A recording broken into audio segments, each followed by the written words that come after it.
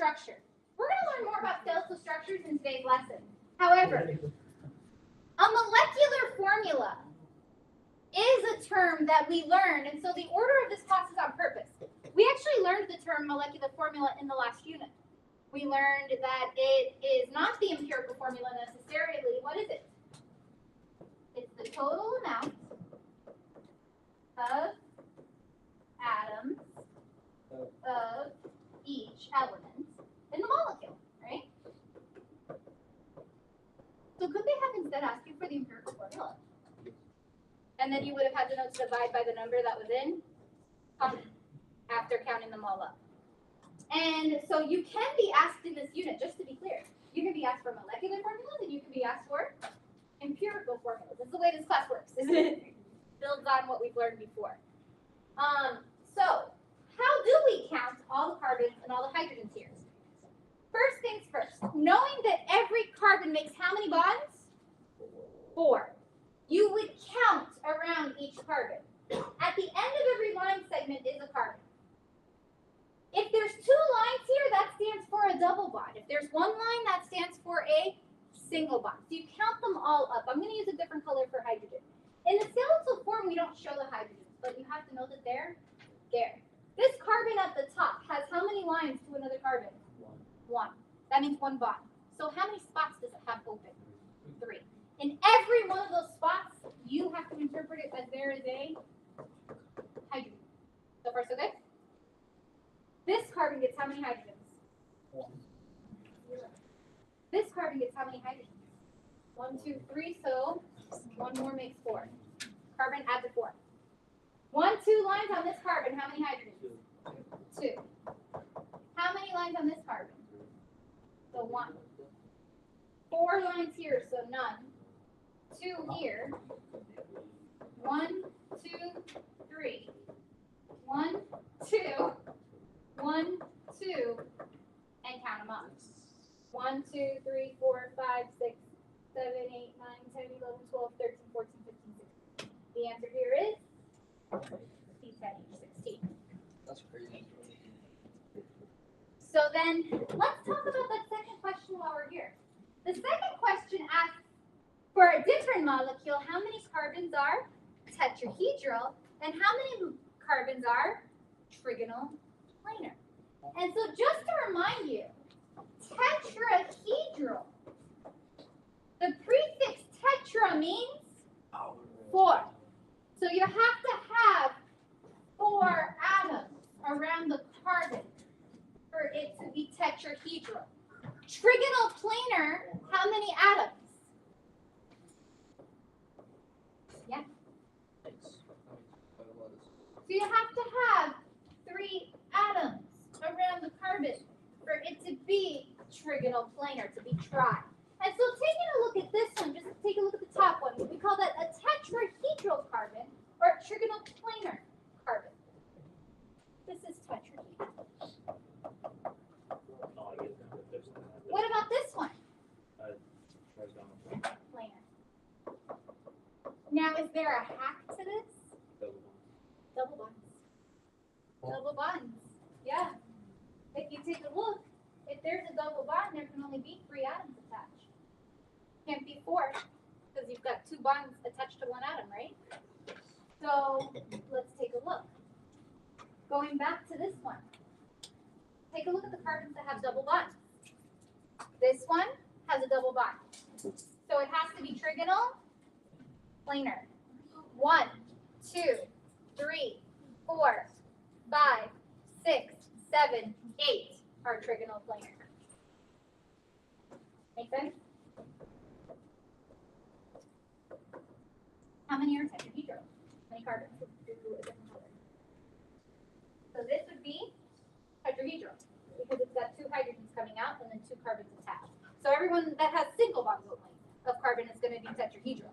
1, 2, 3, 4, 5, 6, 7, 8, 9. The answer is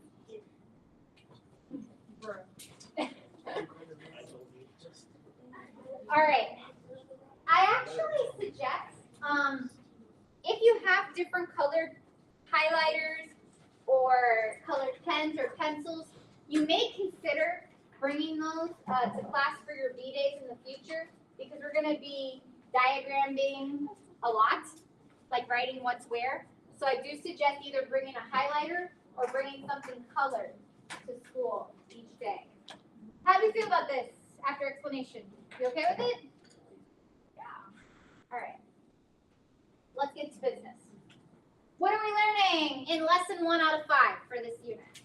Naming and drawing alkanes, alkenes, alkynes. So we'll get to our learning objectives first. There's a lot. Do you remember what I said? If there's a decent amount of learning objectives, it means that they are all easy, simple. Whenever you see 1 or 2 objectives, is rough. It means that it's probably some long math process or something difficult. So this is considered to be some of the more easier standards to remember, but easy in can also mean easy out if you're not internalizing it. So make sure that you are internalizing it. 13.1.1, define. That's our keyword. That means that every time you see define, this is something you may want to put on a flashcard. Because define means that they're literally going to say on a paper 2, what is a hydrocarbon? And so they're pretty good in the new objectives, the 2022 objectives of literally defining it in the standard. So what is the definition they're looking for a hydrocarbon? Compounds made of carbon and hydrogen atoms. That's literally the definition. If I've got just hydrogen and carbon atoms, that's a hydrocarbon. We call it a hydrocarbon. So they can ask you to define that as blank, probably 1 mark. I've always seen it as only 1 mark. Second, understand and use systematic nomenclature. This is where we'll be spending most of today. This is, if you'll recall, if you had me as a teacher last year, 3-methylhexane. Sound familiar? 2,2-dimethyl-cyclobutane. That's where we're going. Systematic nomenclature means that everybody around the world who studies these molecules gives them the same name. So if you're writing a paper and somebody in another country is reading that paper, we both understand what molecule is being talked about. This is called the International Union of Pure and Applied Chemistry's nomenclature system. For organic, it's much easier than for inorganic. It's actually like memorizing all those polyatomic ions, not everybody's favorite thing to do. That's the inorganic nomenclature. This one hopefully is more straightforward. This we did in the bell work, so I'm really not going to teach this again. That's why I spent time in the bell work. Deduce the molecular empirical formula of a compound, given its structural, displayed, or skeletal formula. You've technically already done this before. We actually did it in the last unit, and I just showed it to you again in the bell work. You just have to be able to count the carbons, the hydrogens, potentially the oxygens. For the molecular formula, you count the atoms up. For the empirical formula, you would do what? Divide by the common number. That's it. That's that objective. So, interpret and use the following. Go ahead. Associated with the types of organic compounds. Homologous series. Ever heard of a series in math? Yeah. Means kind of the same thing. A series of compounds though. And saturated and unsaturated. We'll go over that. Describe organic molecules as either straight chains. You may want to write out what that means here. That's an example of a straight chain. Branched chains. You may remember this. It's like if you've got stuff coming out. That's a branched chain. Remember that? And cyclic. I think it'd be like a circle, right? They don't have a circle. Here, I can't draw. That is terrible. That's the do that again.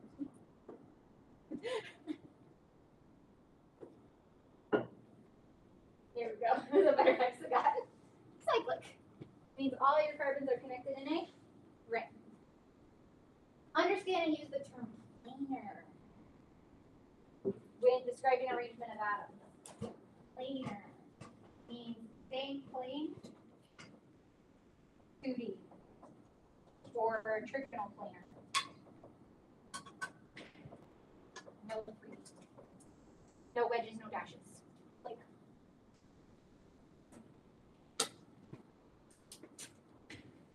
All right, so that's what we got to do today. Most of the time, we're going to be in systematic nomenclature and in learning how to draw displayed versus structural versus skeletal. That's where we're going to be at most of today. Next class on Wednesday, prepare yourself and try not to miss any class the next 5 class periods because they're going to be very important. Because this unit, although, like I said, it's going to be easier, it's also the building blocks of the rest of organic chemistry. So if you don't get what's in this unit, the rest, remember 30 to 40% of the ACE exam is organic chemistry. So this unit, building blocks are extremely important moving forward. So make sure you're paying careful attention. We're working really hard the next 3 weeks, and then after that, I'm going to give you a 2-week mental break. I will not give you homework over the winter break. All right, so naming hydrocarbons. Long story short, if you don't remember these prefixes, guess what your homework is for today? Memorize your prefixes for the number of carbon atoms and your suffixes for the type of hydrocarbon you have.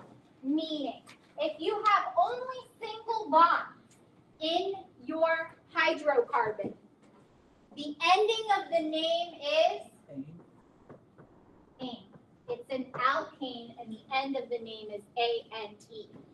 If you have the presence of one double bond in your hydrocarbon, you have an alkene, and the ending of the name is ene. And if you have a triple bond in your hydrocarbon, you have an alkyne, and the ending of the name is yne. You may recall last year, or the year before, or if you never had me before, you're here for the first time, the way I explained it was you can memorize this really easily because there's a song that goes A, B, C, easy as 1, 2, and 3. So they go alphabetically and they go numerically. So A, B, C, easy as 1, 2, 3, like that. So you remember them alphabetically. A comes before E, comes before Y. 1 comes before 2, which comes before 3. So that's how you memorize that really simply. The prefixes from pent to dec, you are supposed to have already had memorized from other classes. However, if you didn't memorize them in geometry or any of the other classes you were supposed to, or even with covalent bonding names, you need to memorize them now. Pent stands for 5, like a pentagon, hex, hex, octagon, and dec. This is for the number of carbon atoms. The new ones for us are meth. Meth stands for 1. F stands for 2. Prop stands for 3. So it's like this. Meth, F, prop, but, and then I'm not writing any more carbons. 5 and more. So that's what each of those means. 1 carbon is meth. So, too many carbons. That's what we got skeletal forms for. All right, so meth, F, prop, but, pent, hex, hex, octagon, dec. If you do not know these, then I would suggest starting flashcards for these. You will, when you get to the next part of organic part 2, I will be providing you with flashcards so that you can make a whole stack of flashcards. So if you want to get your own flashcards to begin with, like to start your stack, I suggest doing so shortly, yes. So after 10, you don't need to know. But like it would be un deck, do deck, like that. Un deck.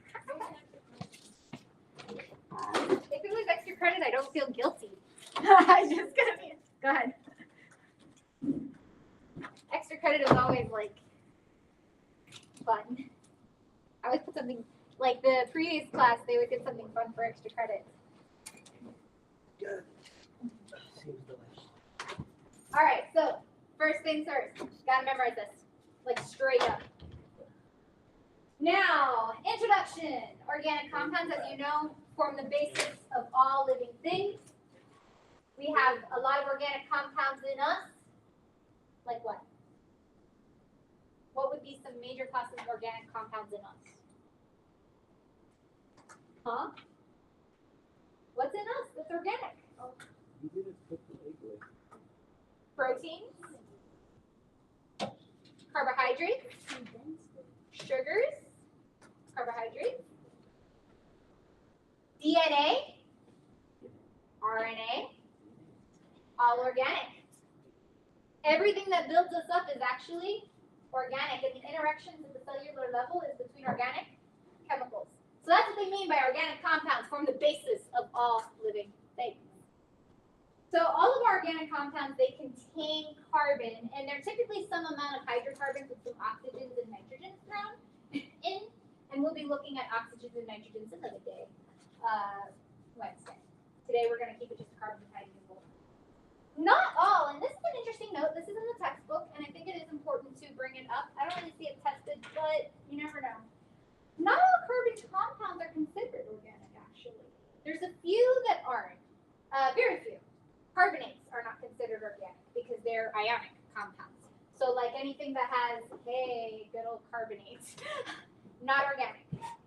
Also, carbon monoxide and carbon dioxide are not considered to be organic in nature. So usually carbon oxides, carbon monoxide, carbon dioxide, and carbonate would be the only ones I'd be familiar with. These are not classified as organic molecules.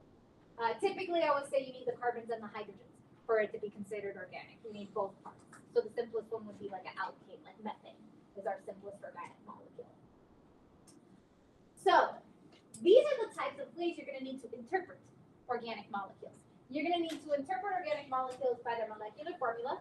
This gives us the least amount of information. So it's in a way kind of the least useful version because it doesn't tell us exactly how the atoms are connected.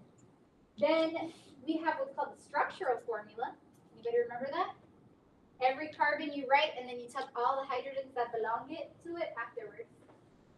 The display formula, which is the same thing as what we would have called the Lewis structure, so you may want to write that above. Whenever you're being asked for the display formula, you're literally asking to show every atom, show every unshared pair and shared pair of electrons on it. That's what the display formula is. So it's the tedious one, like it's a lot of work, but it gives the most information. And then the skeletal formula is the quick way to say how the carbons are organized, but you don't have to write the hydrogens. So in this, every line segment is a carbon, and then you have to know that carbon makes 4 bonds and to fill in the hydrogens, to know how many there's going to be.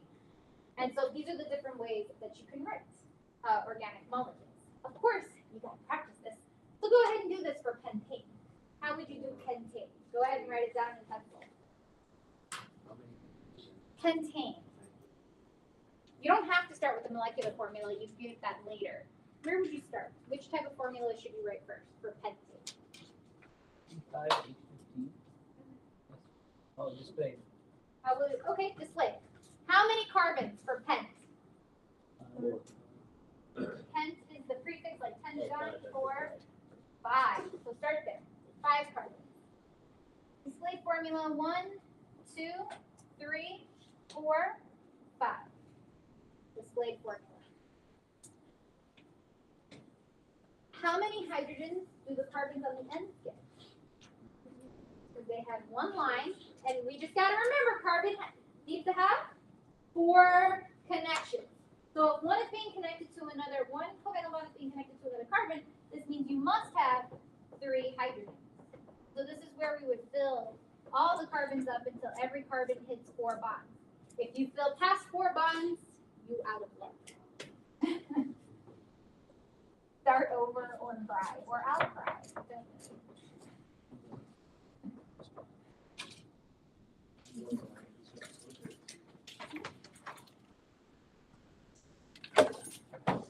Yes. And I apologize, I will have to be as picky as Cambridge here. You got one atom wrong, get wrong. All right, displayed. Are we good with that? Do we understand that? Where do we go from here? It doesn't really matter, just whatever's easiest for you.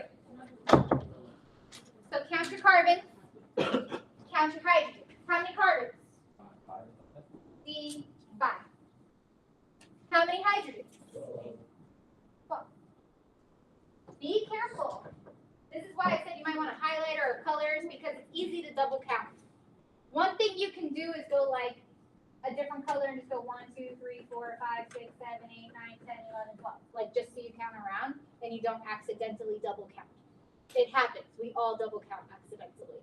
So come up with something that will make your life easier as you're counting. So this is C5H12. I would go for the structural formula. This carbon had how many hydrogens? So that means right, CH. Then you move to the next carbon. The second carbon has how many hydrogens? So you write CH2. That's how you understand the structural formula. CH2, CH2, and the last one is CH3. And that's structural. So the structural formula, we write each carbon in the chain, and then we tuck behind it whatever else we have connected. Finally, the skeletal formula, which some people like is their favorite, and some people hate. It's your personal preference. It's an M, yes. Because it would be 1. I usually write a little dot to represent each of my ends of my line segments. 1, 2, 3, 4, 5. Once again, I don't want to double count. So 1, 2, 3, 4, 5. You don't have to write the hydrogens at all. You just have to know they're there for skeletal.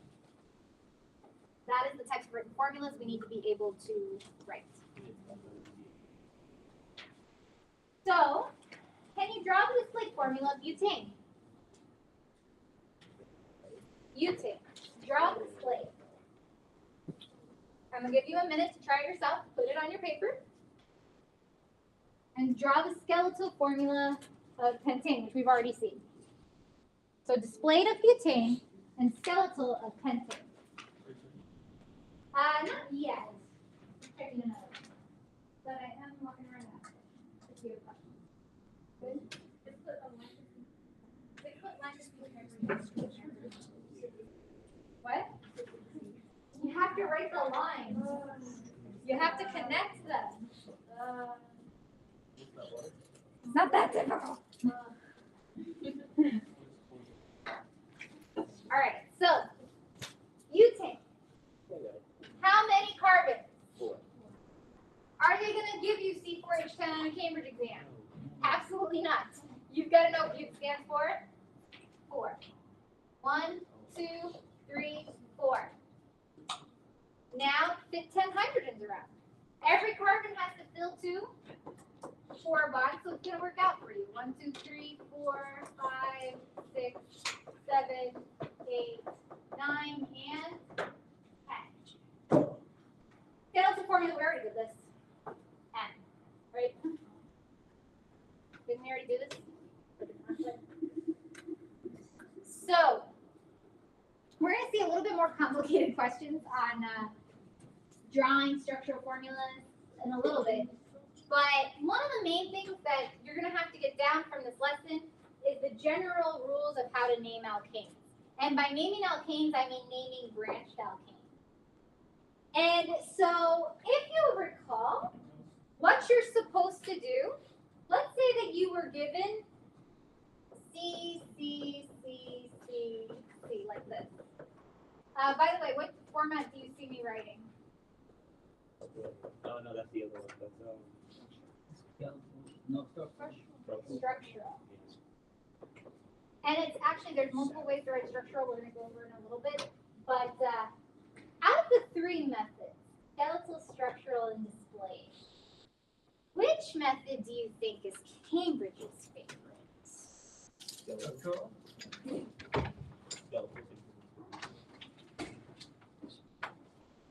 So, on paper 1, particularly, Cambridge's favorite format is structural. And the reason why is because it can also be written like this.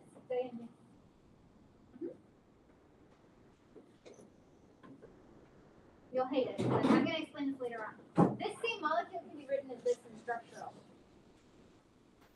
Why would they prefer to write the molecules like this? What do you think? Because you can type this. You can't type drawings. So because this can be types, just letters and like subscripts. This is the kind you will see on paper one the most often. Just FYI. I'm gonna present that later, like what's going on there. But let's go ahead and see if we can follow the naming strategy. First rule of naming. Find the longest continuous carbon chain. So looking at the one that I have here. What's the longest chain of carbon? 5. So you can use a different color, which is why I said highlighter or colors will be, you may recall in pre-ACE I said bring highlighters, so I'm telling you to do it now. For next class, start bringing highlighters or colors. You're going to be diagramming things all the time to kind of figure out where things are at. It's helpful. 5. So I'm just writing a different color line through my 5 carbons. Or sorry, 4. 4. 2, 3, 4. So 4 is my longest. 4 in a row stands for what? Name. So we know that the name ends with butane. So however many carbons I can get in a row without lifting my pen or pencil off the paper, we call that the parent name. So in this example, this would be butane. That's the end of the name. Then we have to find whatever's off the chain, whatever's hanging off the chain of carbons. Do you see something off the chain? Here. CSCH3. And so you circle that. You first have to number your chain in such a way to give this group that you've circled the lowest number possible. Meaning that you could number your carbon chain left to right, or you could number it right to left. And so if I number it left to right, what I've circled will be on carbon 2. If I number it right to left, what I've circled will be on carbon. Which one is the lower number? 2. So that means that when we number, we have to number left to right in this case to give this the lowest number possible. So we know now that this is on carbon 2. What is the name of this group? CH4 is methane. What's CH3? If you have a 1 carbon long substituent, you change the ending of the name to il. So it would be called methyl. And so this is 2-methyl butane. Carbon 2, 1 carbon long. Il means off the chain, and the chain is 4 carbons long. That's the general way to name alkanes. Don't worry, we will go through this many times. But I just wanted to present to you, like, these are the rules, this is what they say. Once you get the hang of it, it should be simpler. Now, let me ask you something. You see a different molecule here, 3-methylhexane. Can you draw it from the name? 3-methylhexane. Start with the back. Hexane means how many carbons? So 3-methylhexane would be 6 carbons. On which carbon is there a methyl? Doesn't matter if you number left to right or right to left. I mean, just pick one. Because molecules move around, so you could do it either way. Just be careful what you do. On carbon 3, we're going to have a methyl group. How many carbons long is methyl? Meth. 1. So meth stands for 1. And so that's its carbon backbone. What am I missing right now? Hydrogen. So we can fill them in, either displayed or whatever way you want. H, H, H, H, H, H, H, H, H, till every carbon has 4 connections. That's displayed.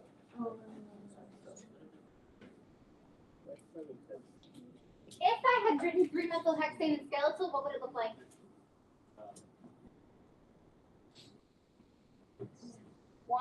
2, 3, 4, 5, 6.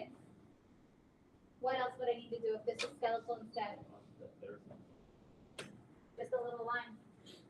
And that's the same thing in skeletal, 3-methylhexane. That's why I said most students actually prefer, like if you have to draw it yourself, most students usually prefer to write skeletal. Just don't lose your hydrogens if they're asked for. What? All right, so there's a couple other pieces of information here. We're going to be putting pieces together as we work through questions. First things first, it would be wise if you memorized the general formula of an alkane. You don't have to, per se. However, it can make solving questions a lot easier if you know the general formula for an alkane, an alkene, and alkyne. What do I mean by that?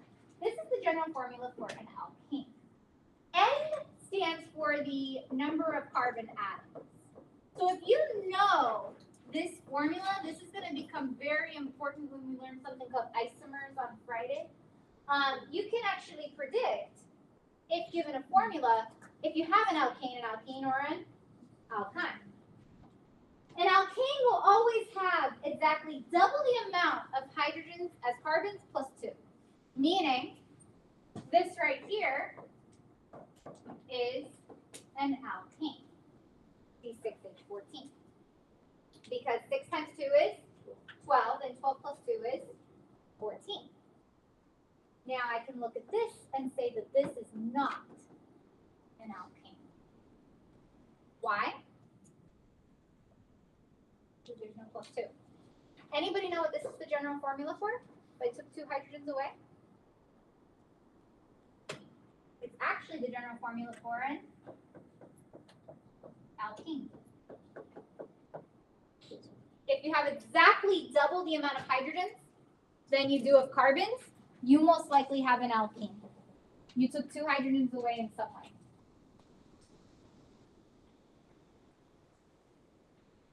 Alkene or cyclic is the other option. Because you could close a ring and lose 2 hydrogens that way. I would know these general formulas, the one for alkane and the one for alkene. Even now, I would start to recognize this. Welcome back. Because it will come, it's a piece of information that's going to be very helpful for you in later lessons this unit. So the next thing, if you've got a substituent means something that's off the chain of carbon. Off the chain. When you have a substituent, the name ending is a little bit different. If it's 1 carbon long, now instead of methane, we call it methyl. If I have 2 carbons hanging off the chain, we call it ethyl. 3 carbons hanging off the chain is propyl. So the ill ending is always reserved for something that's off the chain. When you see ill, it's a certain amount of carbons that are off the chain. So butyl would be 4 carbons off the chain. If you see halogens, which other atoms are going to creep in, and so we'll see halogens today. Chlorine, bromine, iodine, and fluorine all have the same ending change, so that's why we memorize them together. When we see them, it's chloro, bromo, iodo, and fluoro. So for example, if you have this, what's this? Maintenance. How many carbons is this? What's the prefix for 5? So pentane. On carbon 3, there's a iodo. So this is 3 iodo pentane. Yeah. That have the O ending? Oh, the only one is that bond. No. Covalent means that all nonmetals can bond to carbons, right? In this class, we will today learn hydrocarbons plus halogens, and then next class we nitrogens because most of your functional groups in organic chemistry have oxygens and nitrogens. Like alcohol has oxygen, like ketones have oxygen. So the halogens, carbon, hydrogen, and oxygen and nitrogen pretty much are the atoms we're going to be working with in this unit. And you think that isn't that much, but they can make all kinds of connections. So it is a lot. All right, so this is the rules again. This is a more complex example of following the rules. Notice how the rules are followed though. The longest continuous carbon chain is how many carbons long? 7. So this tells us the ending of the name. You've got to memorize the prefix 7. Heptane. So we know the end of the name is heptane from that. Then you're supposed to figure out, are your substituents closer? And a way to look at it, you can look at this visual. Are your substituents closer to this end, the left end of the molecule, or are they closer to the right end of the molecule? And you should hopefully recognize that they are closer to the right end than they are to the left end. So these would be the substituents you would circle. So that's why you number the continuous carbon chain for this molecule from right to left. And then you name each of these. 1 carbon long. 1 carbon long is how many? Is what name? 1 carbon is, prefix is meth. So this is methyl, and on carbon 2. What about this one? What's that called? Methyl on carbon 3. And here, this is 2 carbons in a row coming off the chain. So we don't call it methyl, we call it ethyl. F is the prefix for 2. So this is on carbon 4, so it gets the 4 in front and then 4 ethyl. When you've got multiple substituents with different names, ethyl, methyl, whatever, you're supposed to alphabetize them. Ethyls always come before methyls. And you may want to write that. Ethyl comes before methyl, which comes before propyl. And if you want to fit your chloro, bromo, and iodo in there, you can too, because bromo would technically come first, right? Bromo, it's ABC. We go A, B, C order. Yes, alphabetical in terms of organizing your prefixes. So how would we end up with this name? We start with the ethyl, so we call it 4-ethyl. Then you're supposed to group your methyls together. Instead of writing 2-methyl, 3-methyl, we write 2, 3 dimethyl. Di means there's 2 of the same group. Yeah, there's a lot of pieces to the puzzle. Tri would actually mean there's 3 of the same group. So the prefixes mono, di, tri are not used in alphabetizing. You should point that out.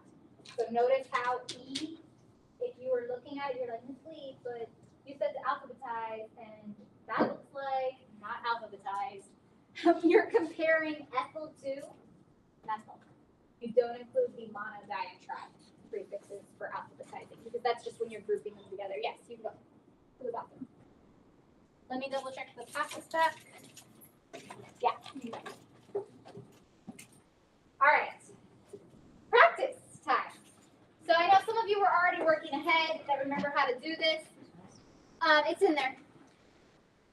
This is like, I'm going to use the word wonky. This is not a Cambridge question. I just pulled these images like from wherever I could buy lots of images for cheap. So this is just, it's a mix of structural and skeletal. What you should notice is that this is a carbon. This is also a carbon. There is no carbon in between these two. This is that end carbon. So they've written the end carbon as CH3, and then all the others they wrote in skeletal. Just weird formatting. You should format yours this way. That's what I've got. 1, 2, 3, 4, 5, 6. So I'm just going to point out my carbons, and I got something there. Following the rules, what do we do first? How many do do I have in a row? So we've got 6 in a row. So we call this hexane. We know the ending's got to be hexane. The next question is, well, what is this? We must account for it in the name. We don't just have hexane, we've got something else there. Metal. We got a methyl. And on what carbon is it on? It's not trimethyl because this is part of the 6. That's what I was saying. These are part of this carbon is part of the 6. They're not extra. They're part of the 6. It's a weird way it's drawn. So it's 3-methyl hexane. That's it. 3-methyl hexane. We'll try another one. We got a lot of practice today. Gotta breathe it in. Ready for the next one? What about this one? Follow the steps. What's the first step? Follow the steps. What's the first step? There's 4 carbons. Carbon chain, right? One, How many are there in a row? 4. 4 in a row. If you were to write this, you would write it like this, right? So there's 4 hexes. Like that. It's 4 in a row. What's the prefix for 4? U, So we know the ending of the name has to be butane. butane. So, are these groups, and there's 2 groups here, one coming out the top, one coming out the bottom. You have to view that as 2 separate groups coming out of the same carbon. The group on the top, what is the name of it? We figure that out by how many carbons long it is. It's 1 carbon long, so the prefix is meth, so it's methyl. And the one on the bottom is also a methyl, because it's 1 carbon long. Okay. On what number carbon are they though? 3. You have to say the location. 3.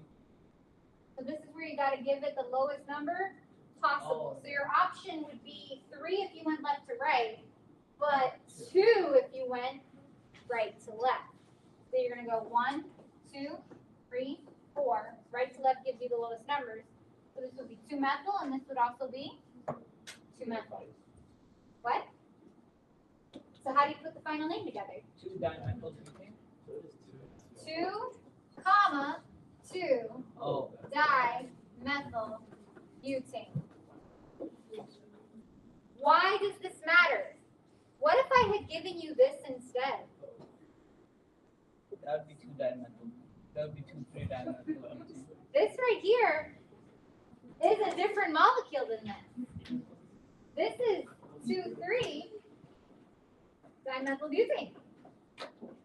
So do the numbers matter? Yes. Numbers tell you How many metals are there? numbers give location. Hexane is 6. Hexane. All right. Let me know if we're good to move on. We good? All right. Draw skeletal, structural, and displayed formula for 3,3-dimethyl hexane. Something to tell you that's important on paper 2.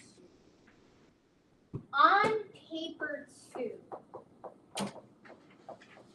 if you are told to draw a specific format, you have to give that format or you won't mark. Like if they tell you to draw skeletal and you decide you want to do it displayed for some reason, you've lost marks because you didn't do it the way they asked you to do it, and there's marks for that. And if it's only a 1-mark question, that means that mark is gone. So on paper 2, if you are asked for a certain format, Yeah, I did that format. they're basically testing that you can do that format. You must give that format as your answer. So they'll literally say, draw the displayed formulae for 3,3-dimethyl hexane, and if they say that, and you don't do that, you're like, I don't have the time for that, I'm doing skeletal. And it was worth 1 mark, You don't get the You don't get that 1 mark. And it wouldn't be worth any more than 1 mark because that's simple as it could be. Yes. Where would I put the metal? Because this could be 3 and this could be 3. So it's Your not- choice. Oh, okay. If you're drawing it, you get to choose what is your carbon 3. So let's start with displayed. I typically start with displayed and then get smaller as we go along. Displayed. How many carbons long is this? Chain 6, because hex stands for 6. So we're going to do displayed first. And I have reasoning for going in this order. Now what do we do?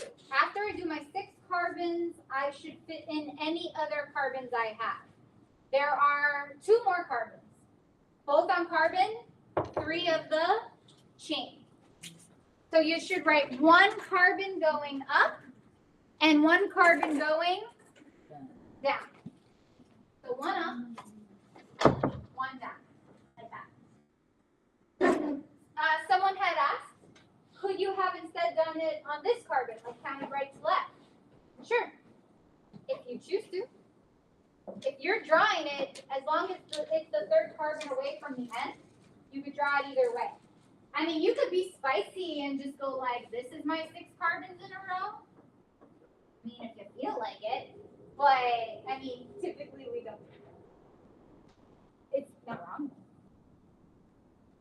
But, all right, so, got this so far, yes? Are we done? It's so annoying. If they want to annoy you on a camera, you can tell you where it's like. Yes. Go ahead. So every carbon fills to how many bonds? So you've got to add in all the hydrogens. You miss one and it's wrong. I'm going to go over that now. Any hydrogens on this carbon here? Any here? Yes. Any here? Any here? And 3. All right, this is displayed. We need to talk about structural because they could ask you for structural and there's more than one way you could write structural. So I'm going to show you both.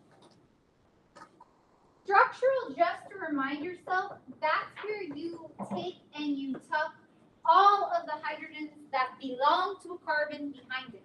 You can also do the same thing for any substituents that belong to that carbon. So I'm going to explain how to do that, but first I'm going to do method 1. So you're going to want to write method 1 and method 2. And then I'm going to tell you what can method 1, which is allowable on a Cambridge exam paper 2. See how many hydrogens are attached to this first carbon. You write CH3. Now what do you have here? CH2. Now you have a carbon, and you have a CH3 at the top, and you have a CH3 at the, so you can do that. CH3. That's going to be the method 2, their preferred method. Oh, okay. But I'm going to show you both. So then, this is CH2. CH2. CH2 is for this one. CH2 is for this one. And then CH3 is for the one on the end. And if you write one hydrogen wrong, is the whole thing wrong? Yes. That's why I said this is going to be super important that you get your counts right. It's annoying. I know life is hard. That's method 1. Method 2. There is a method 2 of writing this, which is actually the Cambridge preferred. Method 2. Method 2 would actually be to condense this even more. And so what does that look like? After this carbon, these 2 CH3s would be written after. And these 2 CH2s could be condensed as well. So let's go ahead and see that method. CH3, CH2. These 2 methyl groups are on the same carbon, so you could write it as C parentheses CH3 too. This is supposed to communicate to you that what's in this parentheses belongs to the carbon that comes right beforehand. So you're going to want to write this down. Then because these two exact groups are repeated, you could actually condense them together. And so you can write CH2, 2, and then CH3, like that. Yes?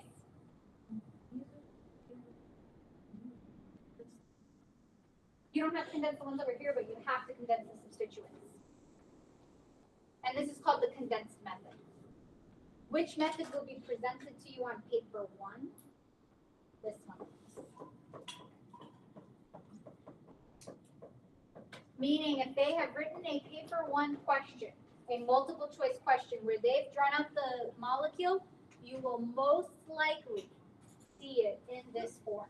That doesn't mean you see it in this form every time, but out of the questions that I've seen, about 80% of the time, it's usually written like this. Just so you're aware, in the condensed format. Yes. And this would be the skeleton. Right. Correct. And so let's take a look at skeletal. Skeletal, what do? Little zigzag lines. Neglect the hydrogen. So how many carbons do we have in a row 6. for hexane? 1, 2, 3, 4, 5, 6. Carbon 3. What would be the best way to write it?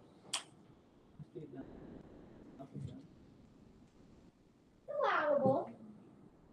It actually doesn't show the bond angles the best. So you could do it like this, but actually if you see it presented to you, you're most likely going to see it like this. Is that how you drew it? Yeah. So either of these are okay. It's the same thing.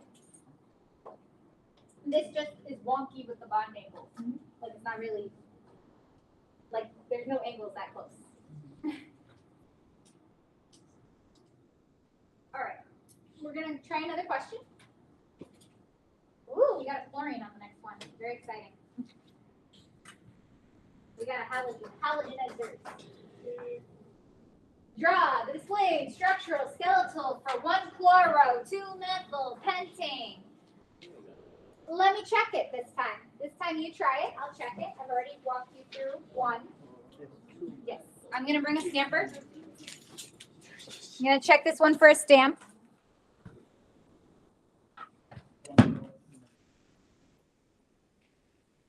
If you have it, raise your hand and I'll check it.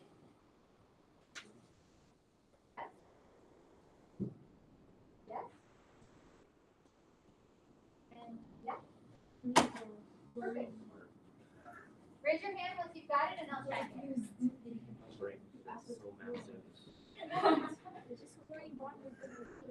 You don't have to count that long.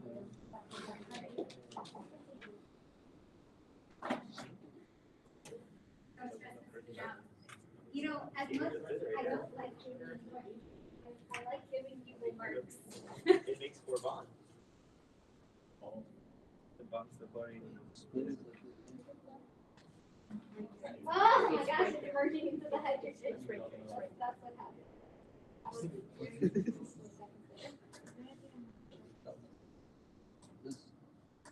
Oh no, this is structural.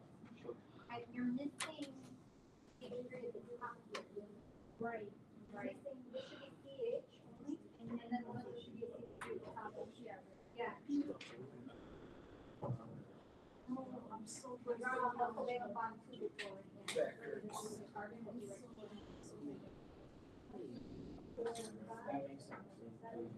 No, that would be the one. Like Reading the skeletal thing, but it's just so much easier to do. 1, 2, 3, 4, 5. That's a carbon that you draw for there. Yeah, you draw. So it's CH and then so CH and then parentheses. Cl, CH2, Right there. CH, then parentheses, CH2. I believe you. So that's the one version. The other version was, oh no, there's wrong. There's an extra hydrogen. You've broken the oxide. Okay. And the other one you draw a line down. Because it's at the end. Yeah, At least that's what I did. for this way. It's not an iodine, it's chlorine. Yeah. Chloro. Who am I checking? you've got the display, but you need to get the other version. Structural skeletal. I need structural skeletal. Yeah.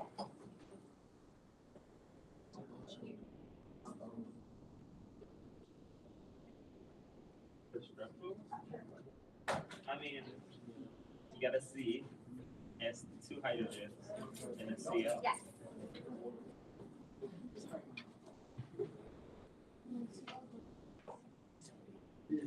Hydrogen. Yeah. That should be. 2. It's the CH. There's the CH. Use it once the yeah, and then I bracketed the CH3.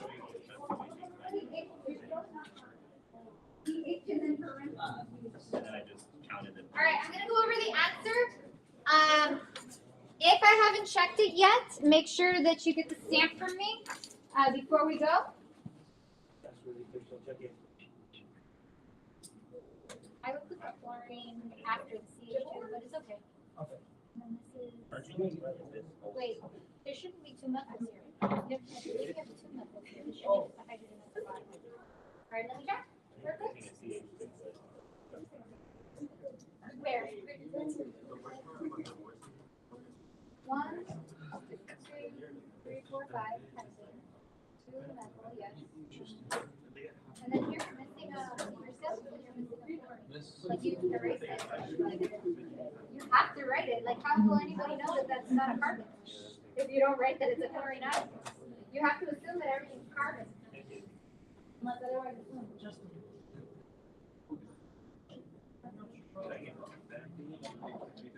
Right. Chlorine should not have hydrogen. It's like you have it. And then here, it's common.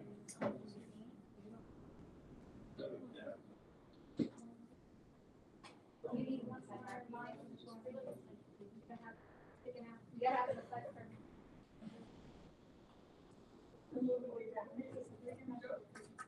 Oh, it's, okay. It's down here.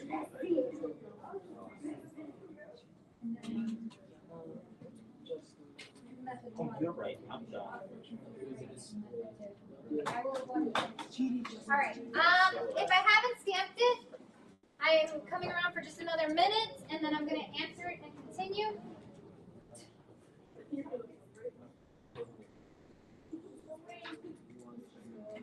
There's a hydrogen missing here. It needs CH3. That's CH3. Oh. And then here you need your 1, 2, 3, 4, 5. You need a little one going after chlorine. Oh. Yes. Okay. Everybody's working on a practice question. You done? Right. Here's the notes. If you need a brain break, you can quietly take one, or you can just jump in. Okay. All right. So at this point, let me just.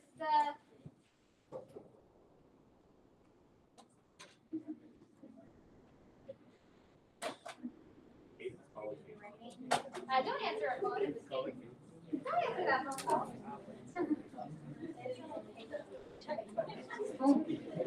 Hang on.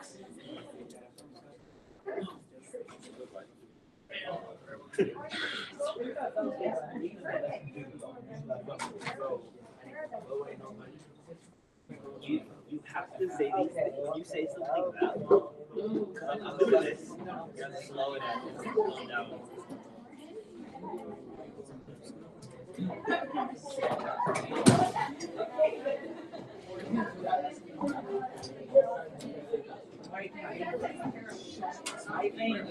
Yeah, so I was thinking, I was like, Pharaoh. Has to be great.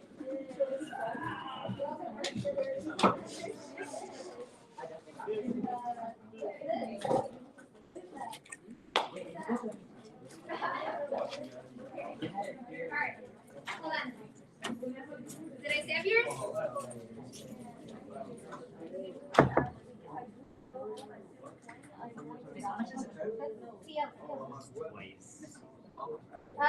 Like it's best out of 40 marks.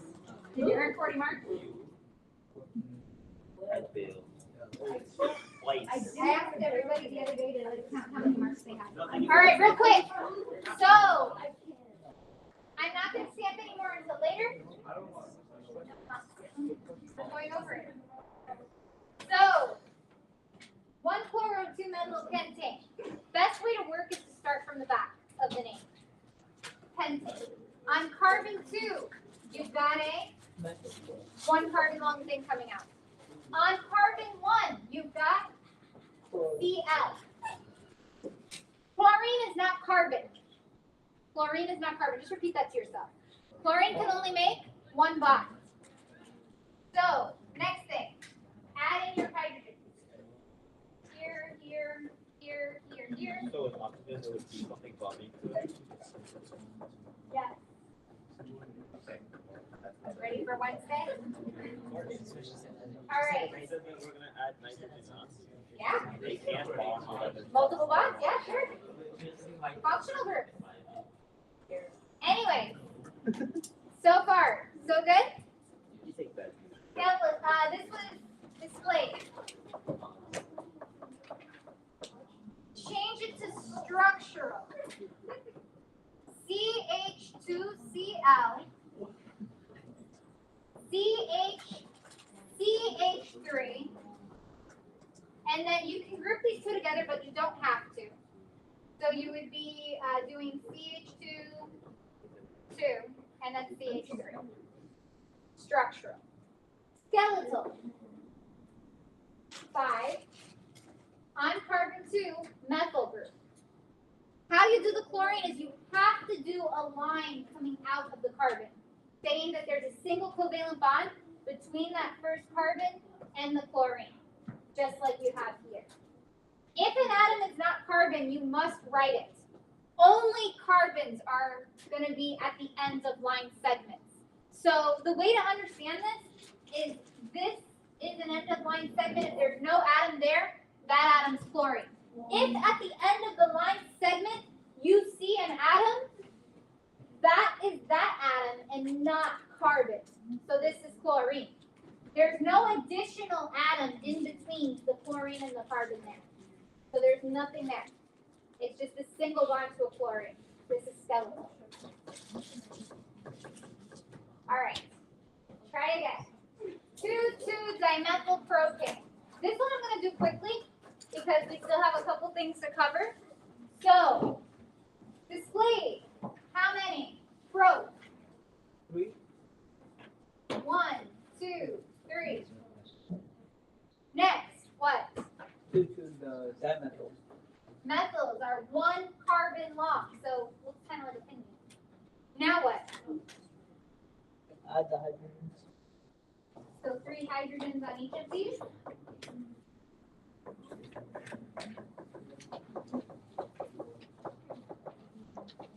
Let me show you something. Okay, that is displayed, right?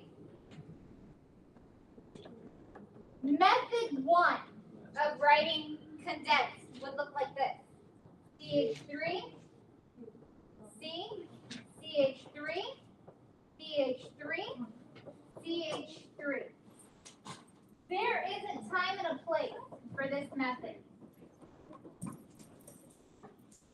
This is the same thing, no? Yes. In structural? Yes. We good with this so far? I'll pause if I need to.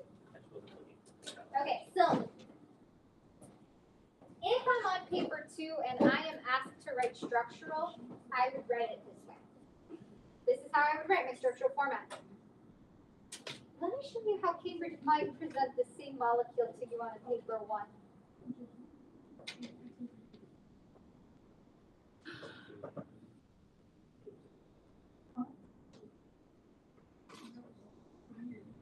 Look at it. Does it check out?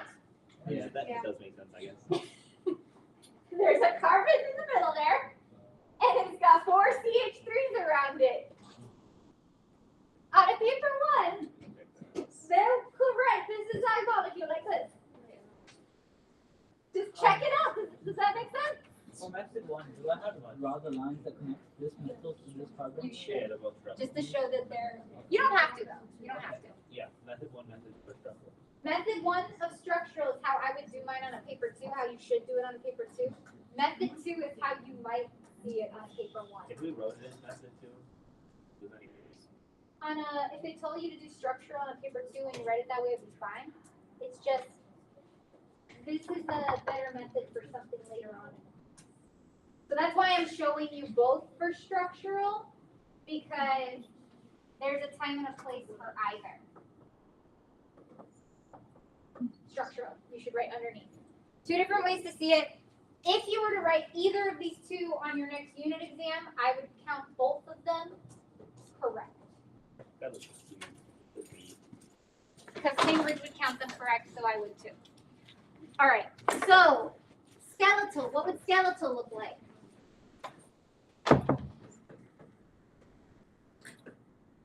Like this, then like you could do up and down if you want, like that's a thing. Or you could do it like this if you felt like it. Does it You matter could have two methods coming out. the way you make it like this? Wait, You could go like this, go like that. No. You gotta have the right amount of line segments. Now, if they ask you to show the shade, we're not gonna talk about that right now. But, I mean, there will be a time and place not too long from now, next week. All right, so homologous series. This is in our definitions. I told you we were gonna spend most of our time in naming and drawing, but there's a couple other things that are here. There's also something misprinted that I'm gonna fix that I didn't catch last night. Homologous series, first of all, a series is a pattern. Those of you in math probably know that. For alkanes, there is a pattern, meaning if I see C2H6, C3H8, C4H10, there is a pattern. What is the pattern?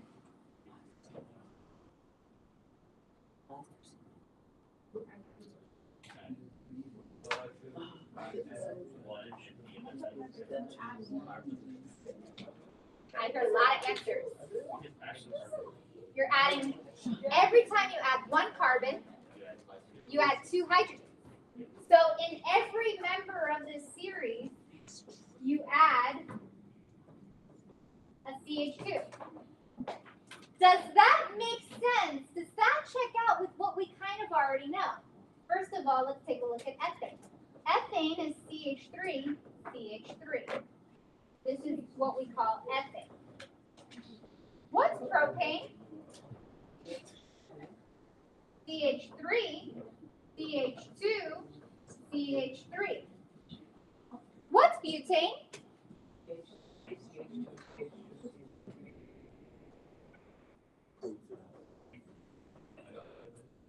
All right.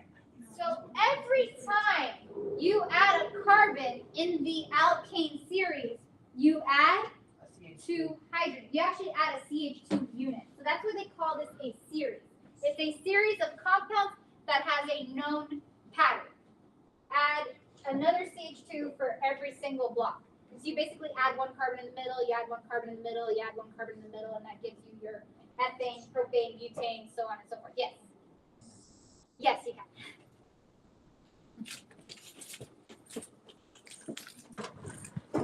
Here we go. All right. The mistake. I had already written these general formulas earlier. They are correct. For alkynes, there's a mistake. How can I have clearly seen that in half a second that there's a mistake on this slide? The general formula for alkenes and alkynes should not be the same. So what do you think is missing in this formula on the bottom?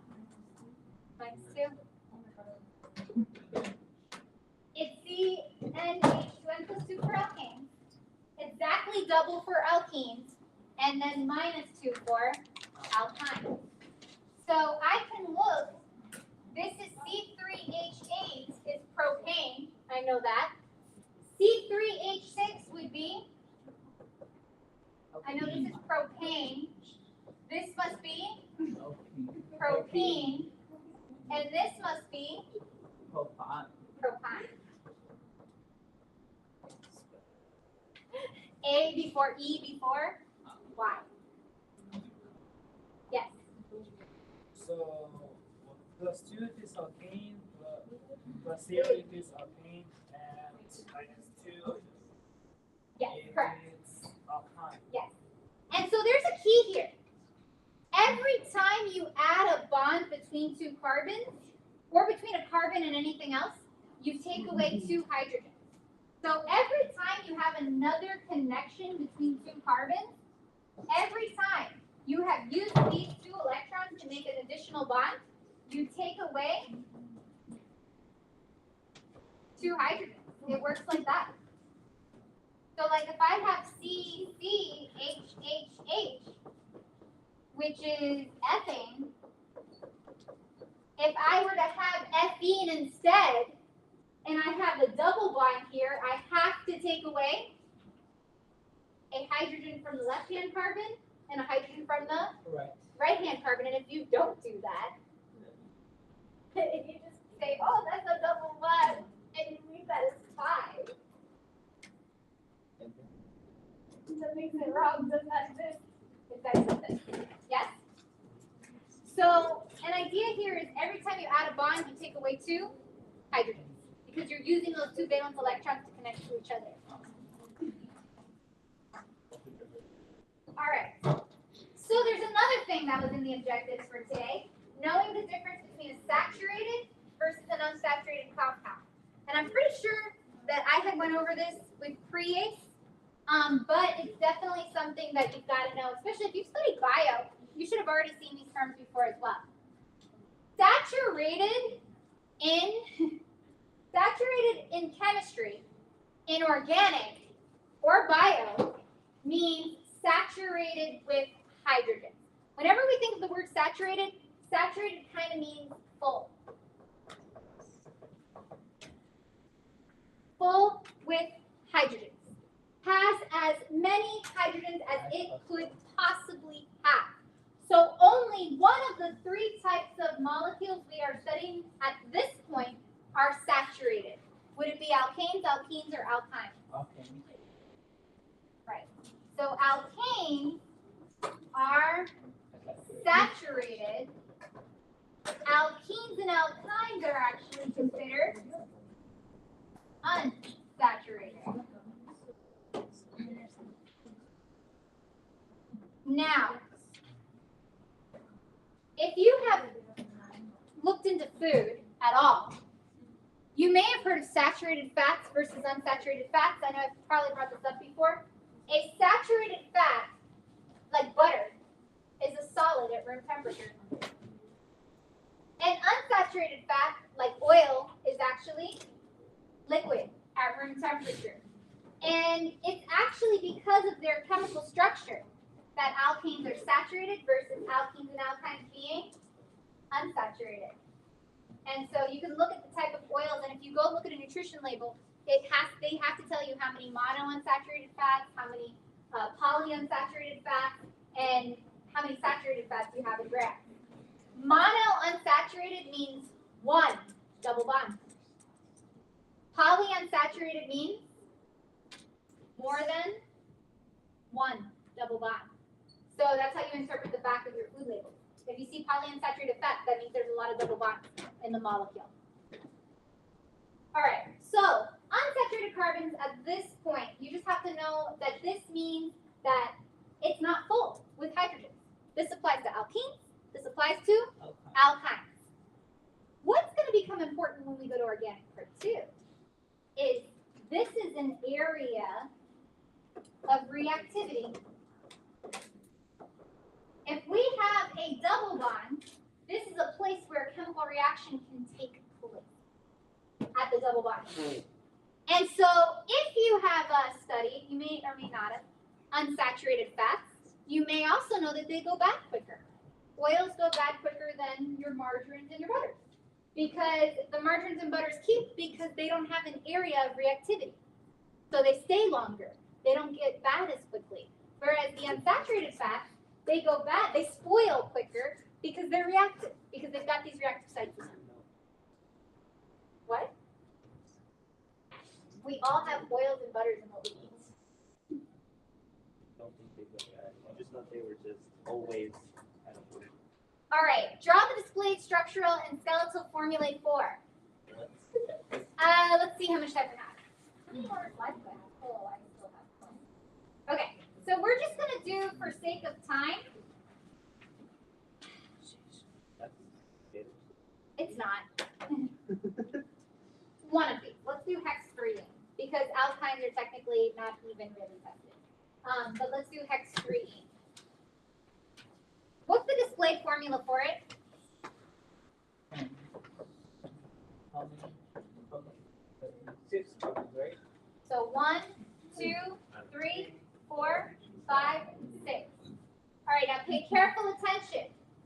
On carbon 3, what is there? Double bond. ENE means Double bond. double bond. Starting at carbon 3.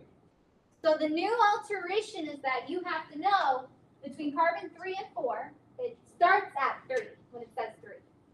Oh. You put a double bond. Now, that's it. You just have to now fill in your hydrogen. But be careful. Make sure you get your count right. So H, H, H, H, H. This carbon, instead of getting 2 hydrogens, would only get 1. If you mess this up, it's over. Drying it correctly, or you make something that doesn't exist. This one here, how many hydrogens? And the one on the end? 3. Displayed. How would this look structural? H3, H2. CH3, CH2, Double bond. as a manner of strategy, we typically show the double bond. You don't actually have to. If you just write CH, you're supposed to be able to interpret that that means there's a double bond there because there's 2 hydrogens missing. However, typically when we write it, we do show, and sometimes they do, the double bond there. So I would actually write it like this. I would write the double bond between the 2 carbons, and then I tuck the hydrogens behind each carbon. Yes. Could you bracket it into CH? I would. No, I wouldn't, because I would show them, because you're gonna have to do stuff with this double bond. Like this is a reactive site, which means things are gonna happen here. Moving into the later part of organic. CH2 and CH3. How would this look skeletal? How would this look skeletally? 1, 2, 3, 4, 5, 6.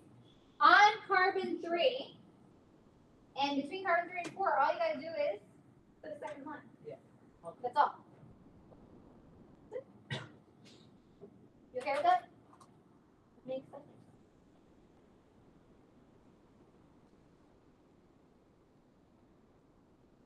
We still have a couple more things to cover, so I'm going to skip the other question. The next thing we need to talk about is cyclic hydrocarbons because they exist. Cyclic hydrocarbons. You may not have your carbons in a straight chain. They could exist in rings. And many important molecules exist in rings, rings of carbons. And so for the purposes of what we need to know now, you just need to know if you see 3 carbons in a ring, the prefix you put in front of the name is cyclo. So if there's 3 carbons here, this would be called cyclo. 3 is the prefix for pro, so it's cyclopropane. So let's just put cyclo in the front. If I see 6 carbons in a ring, this would be cyclo.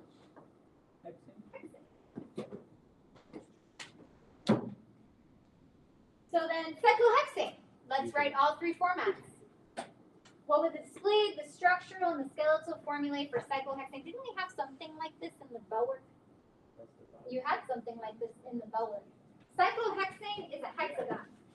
So you gotta learn how to make a 6-membered ring. It looks like this. Make like a box and then put a carbon angled up and a carbon angled down. Angled down. You've got to be able to draw a little bit. That's the scalpel formula, right?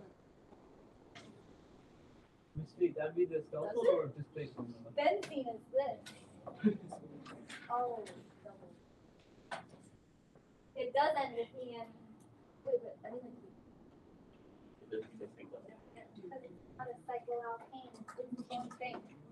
This is its own thing. This is a pretty good complicated thing. Sorry. She mentioned it last year that it's really good. Yes. Go ahead. If you see something like this with a 6-membered ring and 3 double bonds, that is a molecule called benzene. Besides the fact that it exists, it is not covered at the AS chemistry level because it has its own chapters, its own unit of study in A-level chemistry, like just on this thing. Because it's so important to like pharmacy and pharmaceutical compounds, actually, specifically. So, but we're just looking at cyclic structures right now, like just carbons in a ring. So cyclohexane. Hex means 6, right? ANE means single bonds only. No double bonds. Now what? Every carbon gives how many hydrogens? 4. 4 bonds, Oh, 2 4 bonds. more hydrogens, right? Yeah, every carbon gets 2 hydrogens, right? Is that not it? For display? Every carbon has to have 4 bonds. If it's not connected to a carbon, it has to be connected to a hydrogen. Displayed, you have to show every single atom that exists. What's our next format? That was displayed. That's why I said if they want to make you waste your time, they'll ask you for display. Structural. C. You cannot. You have to show the overall, like, how the carbons are organized to each other. So it would be CH2, CH2, CH2, CH2, CH2, CH2. That's it. And then skeletal.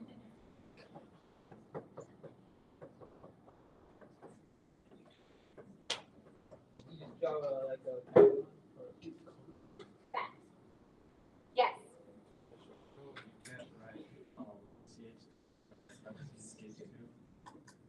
Where's the H3? So you can't just write like You can't write it as a line. If it's structural and it's a ring, you have to retain the ring. You have to show that it's in a ring. If it's a ring. Can't go CH26. No! This is so confusing. That seems confusing to me. 1, 2, dimethyl cyclobutane. Let's go. First step. Cyclobutane. So it's gonna be a square.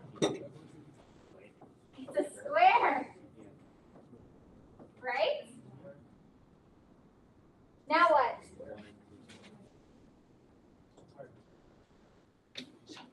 Now what? Okay. Every hydrogen has to be drawn. You missed one, and it's not right. So octet rule is like a big deal here. Octet rule states that every atom, especially carbon, has to fill the 8. Octet rule is a big deal here. And then hydrogen for 2, yes. Just have the line, because it's implied. I understand, but on a Cambridge exam, like a unit exam, I will count it like a Cambridge examiner does. So when I grade your unit exams, I grade them to the best of my ability as a Cambridge examiner would. I've been in training sessions for those and everything, but like for the notes, I'm not as picky. You have to write it the right way. All right, are we good with this for display? Makes sense? Check out. Ready for the next one? Structural? Oh boy. I mean, the It's a box, right? CH, CH3, CH, CH3, CH2, and CH2. Something like this. You have to retain the box. That is. And then my personal favorite is the skeletal here.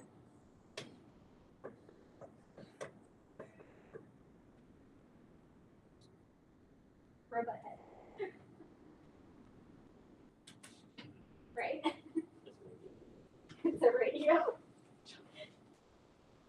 Robot head. I thought of our old TV, but I didn't know the objects with the reference. Like this was my TV growing up. All right, so the next question I was looking at last night. So I think this it has a functional group on it, but I think you can still figure it out. I am going to tell you that the OH functional group is called N-alcohol, and the ending of the name would change to OL. I'm going to give you that information. So figure out what the name is from there.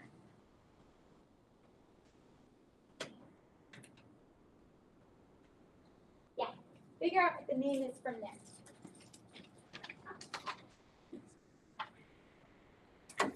There's something that I need to bring up that I don't know that I explicitly said before, but I will be next class.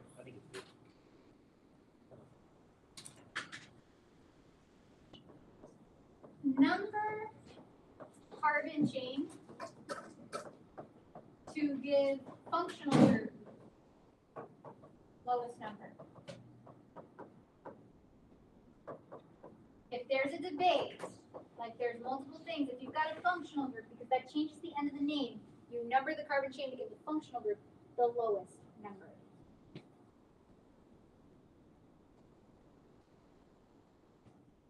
Yeah. So, what would the numbering be here then? Left to right or right to left? This is the Right to functional left. group. It's actually going to be Left to right. left to right. 1, 2, 3, 4, 5. On carbon 2, you've got the alcohol. So that means the answer is either going to be C or B.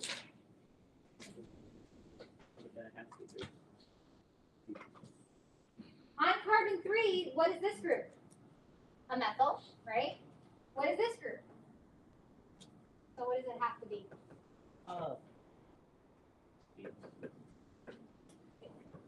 This gives you an idea of what you're going to see next class when you see functional groups. Does it? Yeah, oxygen in the way.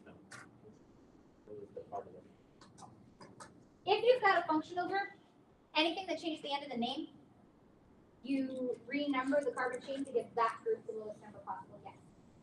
How do you know what is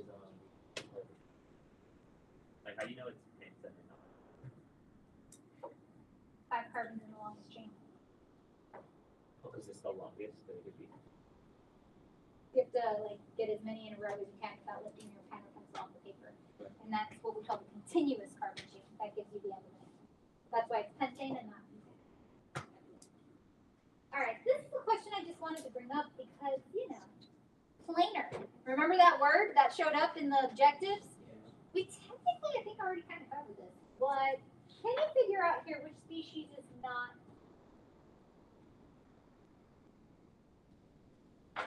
Planar means two-dimensional, not three-dimensional.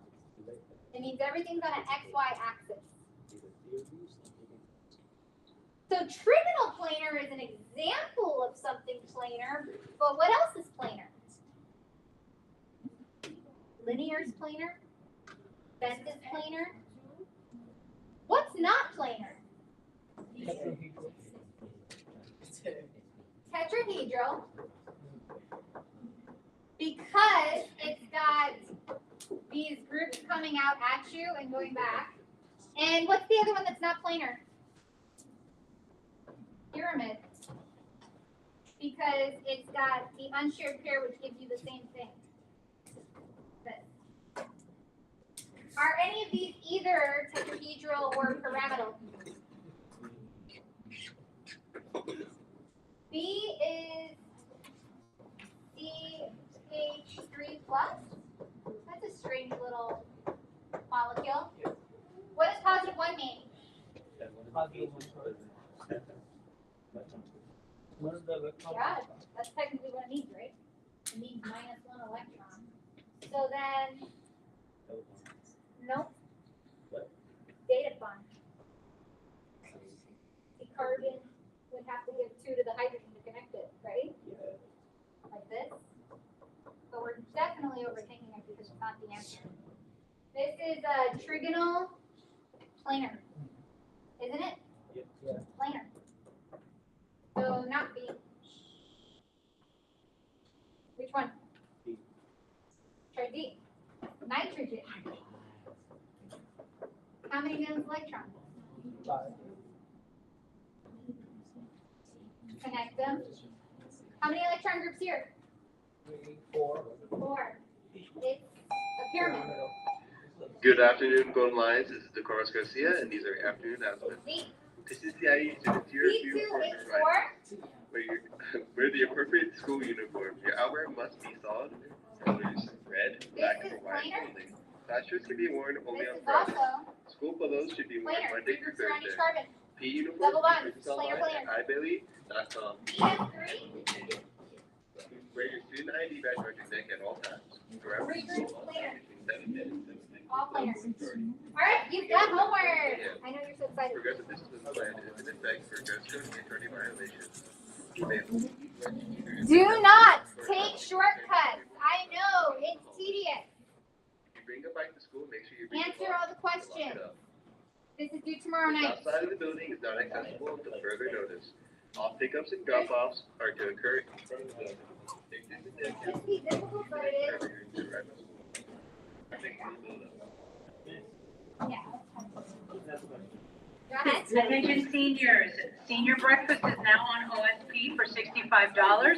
Seniors, if you plan on attending senior breakfast, if you could please purchase the ticket soon. I need to know if we need 1 or 2 buses to go. So again, senior breakfast is now on OSP.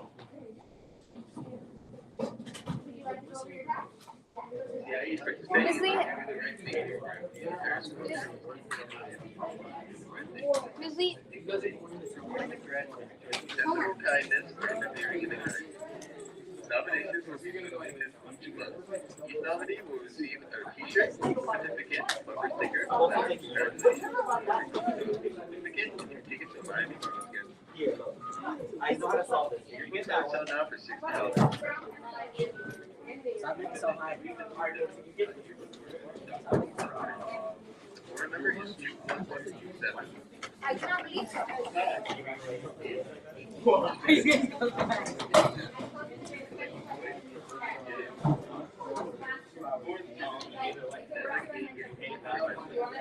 They're not the exact same questions. Donations will be collected in office in this business. Service hours will be approved. Do your homework. Turn in your homework.